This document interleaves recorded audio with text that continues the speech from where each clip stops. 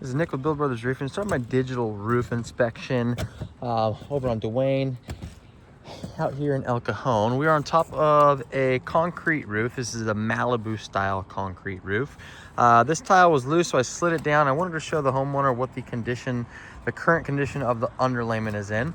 Then I'm going to point out a few other areas of this roof, but you can see just how worn this underlayment is. It's very smooth, it's very brittle. You can see, obviously not these watermarks, but the rest of the watermarks that are coming down, they've been coming down over the past for quite some time. And this is just showing that it's an aged product. You can see how brittle this stuff is. This stuff is kind of crumbling right now in my fingertips. And typically when the underlayment gets to be at this point, it has gone past that life expectancy. Fresh underlayment is going to be UDL underlayment is going to be very thick, very gritty, very granular to the touch. And this underlayment is none of that. So this is telling me that that product has gone well past its life expectancy. The concrete tile on this roof is actually in pretty good shape. Homeowner is looking to go with a new tile roof, but I'm going to explain to him that that is not 100% necessary. Obviously, I'll provide him with multiple options, but I want to let him know that concrete does tend to get stronger as it ages. So reusing this concrete tile is definitely a possibility. Okay, we're gonna move on to some of the other areas of the roof that I wanted to point out. He had mentioned that there is water coming down from this section. Typically when I got a leak coming from the bottom section of the roof plane, it's coming from somewhere up above. And I figured it was coming from this little transition. We got a cracked tile right here. So I wanna show what's happening. You can see just how wet and how damaged all this underlayment is. So I'm guessing this is allowing water to get underneath this valley metal. As it gets underneath that, it's continuing and going down this section of the roof and accumulating in this area of the roof. So that's my guess as to what's happening. Obviously, we're going to be replacing these cracked tiles like this during the roofing process, whether we're reusing the existing tiles or whether we're going with new tile. This situation will be fixed, but this is obviously where that leak is coming from, and that comes from just the fact that this is an older roof. Typically, if it's a newer roof and water's getting underneath the tile, it's not going to be the end of the day. The roof typically will go ahead and survive that, but because this product is so aged, it's having a hard time. You can see we have some of the original mortar flashing that is around all these penetrations. This stuff is starting to come apart now, no longer doing the waterproofing that it needs to do.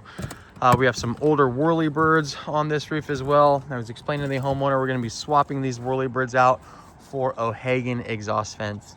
O'Hagan vents are flat, low profile ventilation systems, similar to what these apartments have across the street. You can see those squares that are on the roof. Those are the O'Hagans. This homeowner is looking to switch this up to a flat tile roof, so those O'Hagans will look similar to that. We got a skylight that we're going to be upgrading as well. And then we have a flat patio roof that I want to point out to the homeowner as well.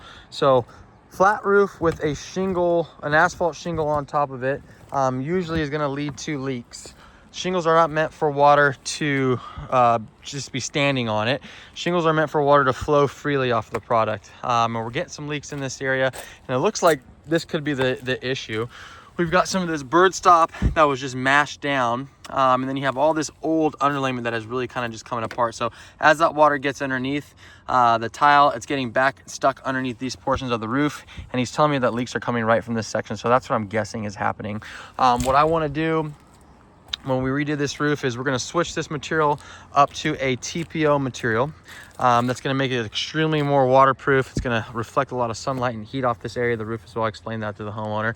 We'll tuck that underneath the new tile that's going underneath, and then this whole section will become one singular membrane, which makes it real nice. The other thing I want to point out is how tight these valleys are. We're going to go ahead and open these valleys up with a new roof, whether we go with a lift and reset or a new tile roof. We don't want these tiles to be so close together. That causes for debris to accumulate in the valleys, and when water is not able to flow freely off the roof, then it'll end up diverting into areas that it's not supposed to, situations like this, and that's where leaks start to occur. So based off my inspection, based off the age of this material, the age of the underlayment, the current condition of the underlayment, I am going to recommend a replacement of the roof, whether that's with a lift and reset or whether that's a new tile roof. It's completely up to the homeowner.